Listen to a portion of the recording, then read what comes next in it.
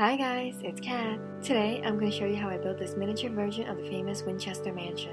This video is not an in-depth tutorial because this is a huge project. Instead, I'll show you how I built the entire estate with a ton of tips and tricks along the way. This project uses very simple supplies including cardboard and coffee stirrers. One of my favorite features is that the house lights up, making it look super spooky even in the dark. Without further ado, let's get started.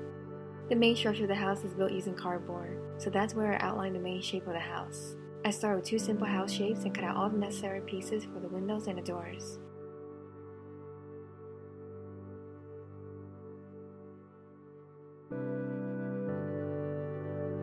A tip to create texture or flexible cardboard is to rip off one side of the paper backing. We will on some additional design fixtures including the roof. Paint all the inside areas black.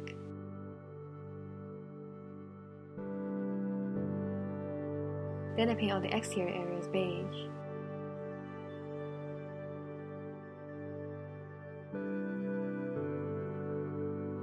Fold the cardboard flaps over and add in the door and the windows.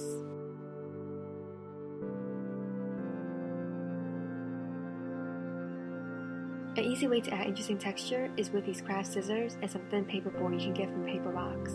I cut out some thin strips and stack those together.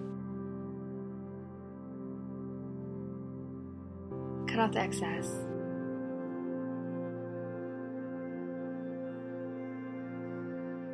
Add that to the top center of the house. A little beige paint and it looks perfect. With some coffee stirrers, I assembled this railing. Add on the ends of toothpicks for detail.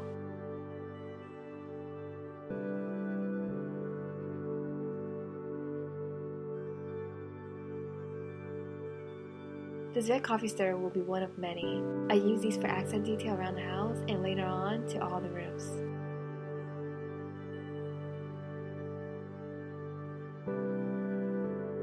Moving a bit lower, I take some jumbo popsicle sticks and cut off the round edges with a miter handsaw. Glue them together for a long piece. I'll use this as the floor for my second story porch. Right below that, I use two long pieces of cardboard as the roof of the porch awning. Double stack some coffee stirrers for the railing front and glue it on. This panel piece goes right on top of the center railing to split it in half. Add beige paint all over.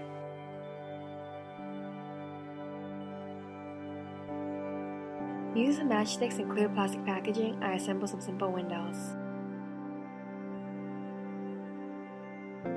These will fit into the holes we cut.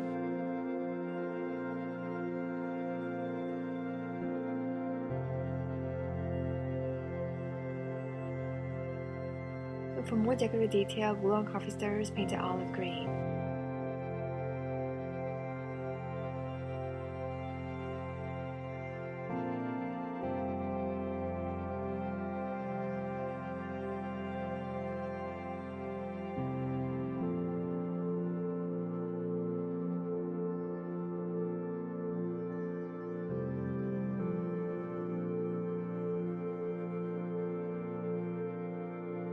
Here I'm using a hole punch to create some tiny circles.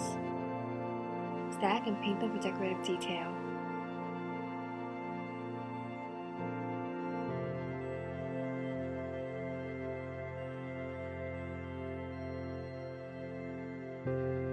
For some structure on the porch awning, I draw a circle, cut it out, cut out a wide triangle, and score it to make it curve easily.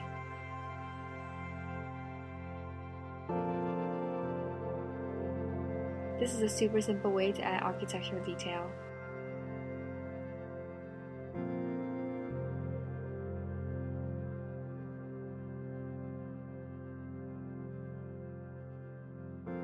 I add on another small building to the left side of the house and some details to finish it off.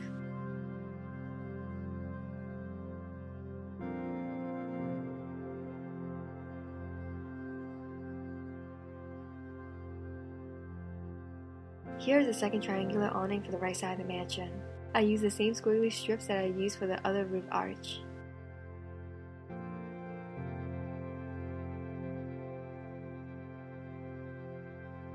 Clean up the raw edges and add it above the window. With some jumbo popsicle sticks, I built a simple porch.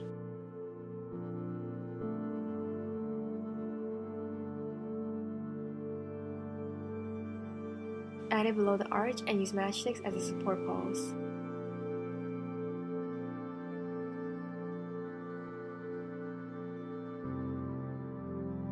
With a simple piece of cardboard, glue it on as the roof.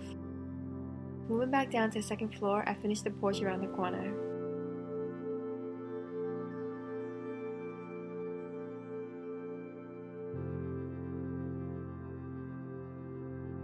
Here I'm using coffee stirrers for the shingles.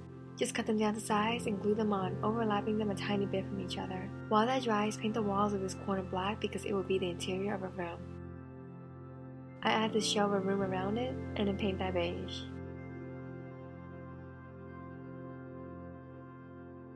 This window will close off the extra space. These coffee stirrer shingles are all dry, so I'll paint them red.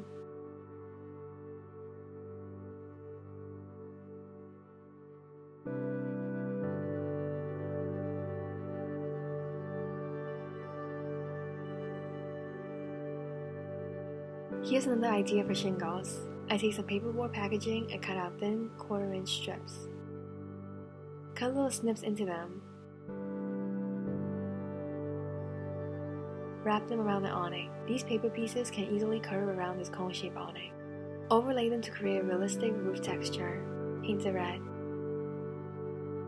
Cut another piece of cardboard for the center awning and then use coffee stirrers on the roof.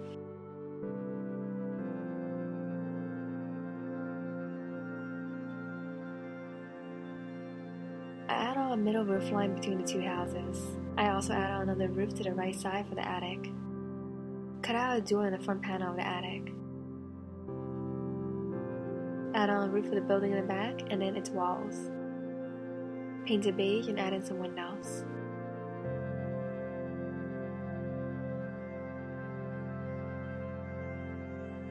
With some coffee stirrers, I make a simple pergola. Paint it olive green and add it above the big window.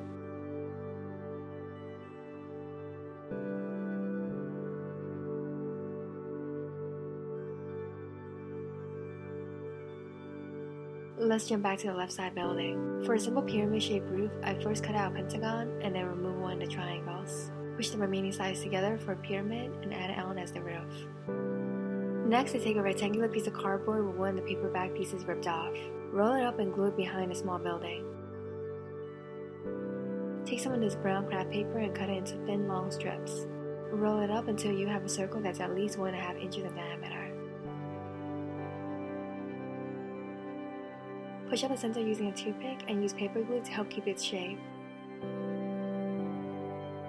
Add it to the bottom of the column that we just put on the house. Take more of that brown paper and wrap it around the corrugated cardboard to cover it up. Paint that beige. Paint the bottom bell-shaped beige as well.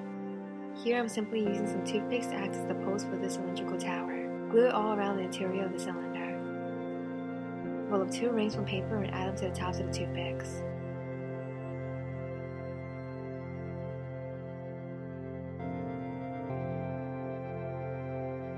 While we're here, paint the roof shingles on this pyramid red. At the top of the cylindrical building, we need a roof. I take the brown craft paper and roll it into a cone shape. Cut off the excess and glue it to the top of the roof. While that dries, I add on some details to this back building.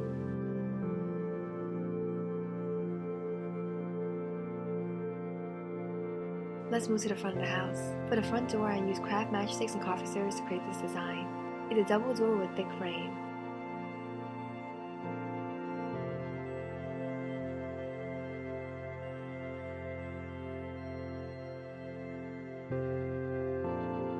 Paint the inside a light brown and the door frame a dark brown.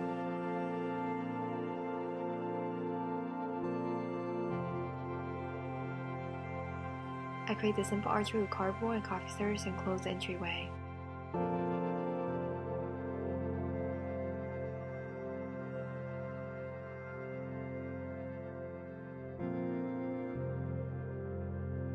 Slip the door into the center bottom of the front of the house. To finish the first floor, add some paneling strips and then paint the left side of the front porch olive green. Then add in some windows.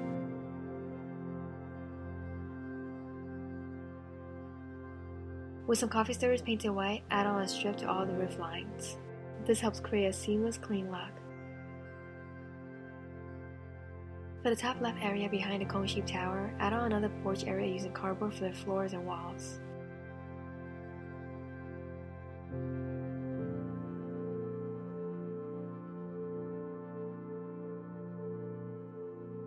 Paint the shingles of the cone-shaped building red.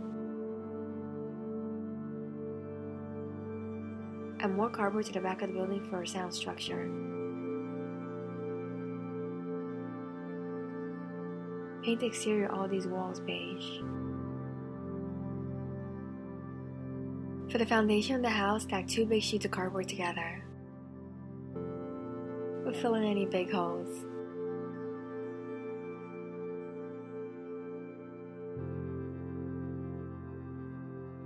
After some simple sketches, I make the structure here with more cardboard. This will be in addition to the main house that we just built. Assemble windows and doors for the cutout holes.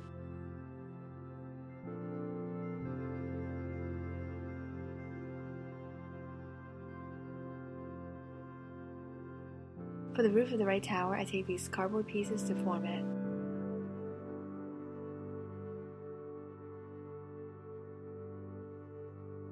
Add a window to close off the top of the tower.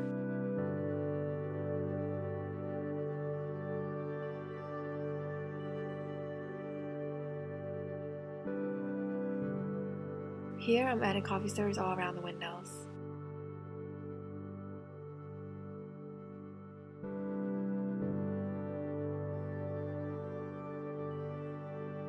To create the opening for the balcony door, I just mark the lines and cut that rectangle out.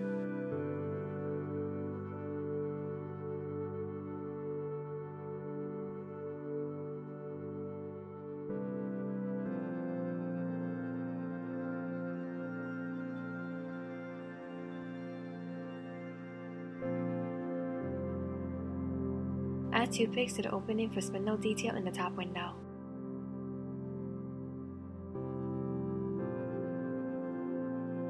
Take some of that brown craft paper and wrap it around the corrugated cardboard to clean up the look.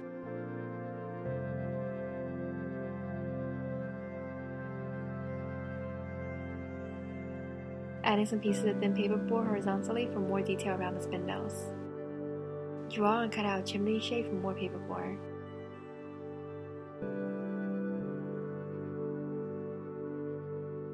Add it to the front center of the cylinder building. Add coffee stirrers around the edges to create a ledge. We're going to do something fun here.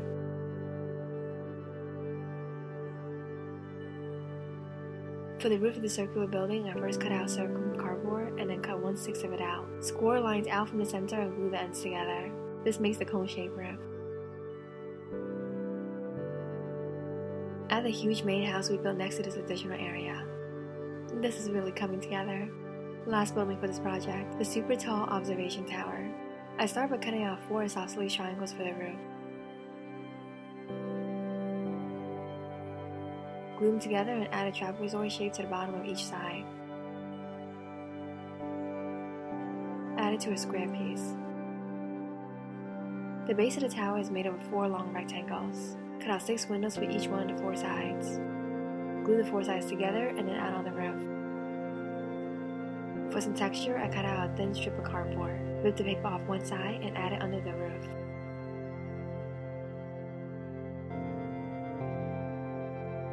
Assemble all the windows. We'll need a lot of them.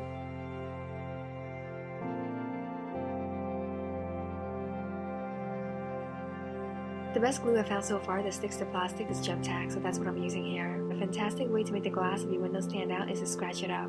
The scratches make the glass so much more visible than a super smooth piece.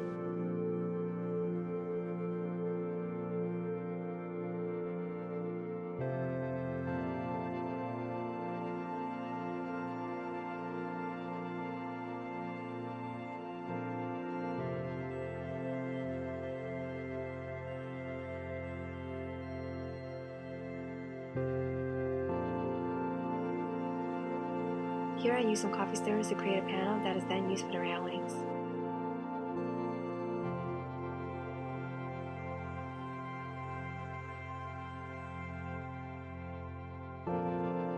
With some thinly cut paperboard, I create the look of vinyl siding. Just make sure to overlap the pieces a bit. Cut off any excess.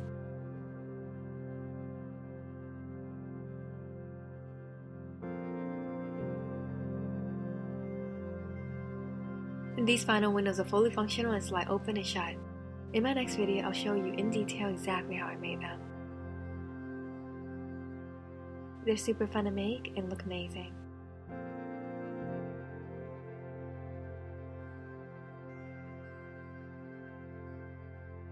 Position this tower behind the main house. Let's finish this project with the final details. I used the paperboard strips as shingles for a cone roof. This is the same technique we used before, but on a much larger scale. Paint the entire roof red. For the chimney-shaped area, I glue on some artificial greenery. It's made of paper but looks so realistic.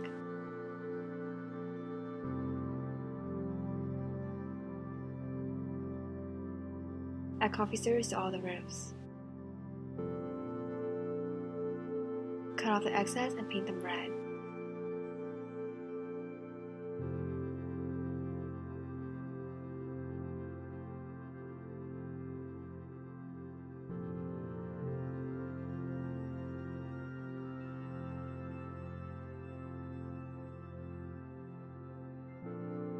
For the front porch, I cut out a few segments of wooden dowels and paint them olive green.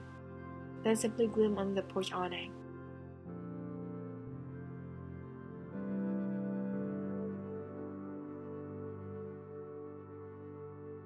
Add on coffee stirrers painted white to all the roof lines and on the tops of the roofs. The last accessory we need is a finial on the highest peaks of all the roofs. With some thin bamboo skewers and some wooden beads, simply slip a bead over the pointy end of the skewer and cut out a 1-inch segment. Paint it white and glue it to the middle peak of all the roofs. Such a small detail, but they add so much character to the mansion.